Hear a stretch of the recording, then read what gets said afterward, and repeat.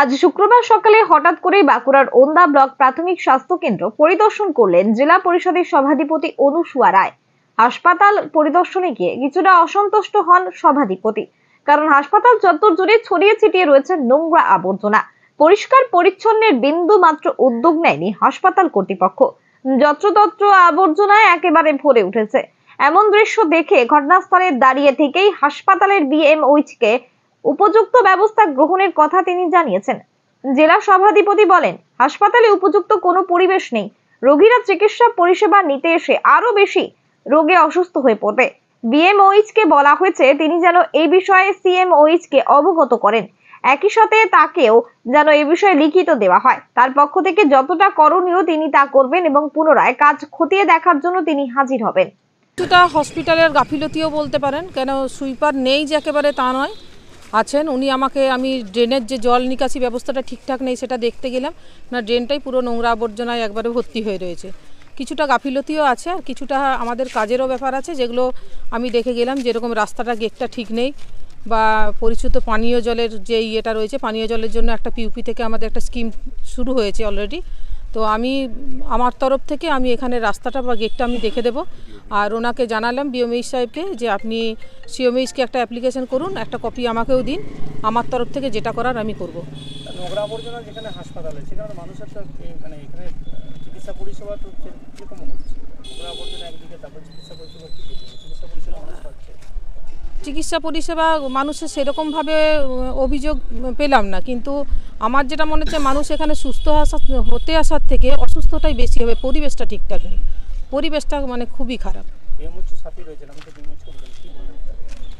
ওনাকে বললাম যে আপনি সিএমএইচকে জানান, এখানে অনেক গাছ পড়ে রয়েছে যেগুলো ঝড়ে টড়ে পড়ে গেছে, সেগুলো নষ্ট হচ্ছে, সেগুলো সব আমি টেন্ডারের জন্য বললাম। কিছু মানে অপ্রয়োজনীয় কিছু জিনিসপত্র মালপত্র যেগুলো আপনার জং ধরছে, নোংরা অবস্থায় পড়ে রয়েছে, এলাকাটাও নোংরা লাগছে, সেগুলো অকশন করার জন্য বললাম।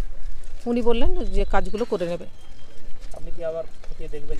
অবশ্যই, কেননা এসে ঘুরে গেলাম, তারপর কতখানি কাজ হলো সেটা তো দেখে যেতেই হবে।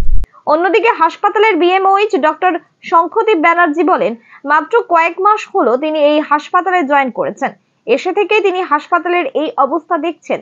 এর মূল কারণ প্রসঙ্গে তিনি বলেন, তাদের হাসপাতালে ফান্ডের একটু সমস্যা রয়েছে। তবে জেলা সভাধিপতির পরামর্শ মতো হাসপাতাল পরিষ্কার পরিচ্ছন্নের জন্য তিনি চেষ্টা করবেন বলে জানান।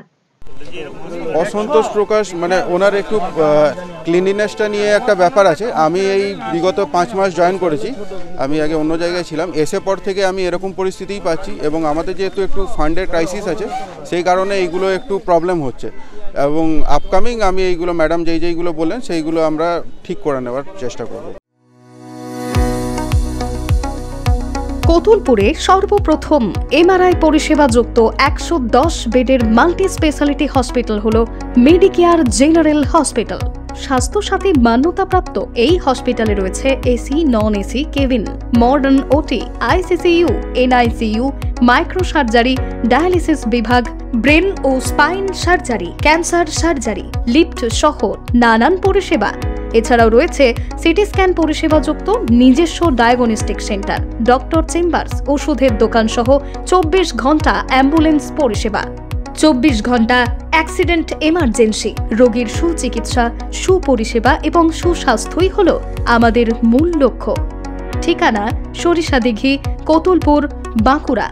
যোগাযোগ নম্বর 9434216662 অথবা যোগাযোগ করুন 9732212924 এই নম্বরে।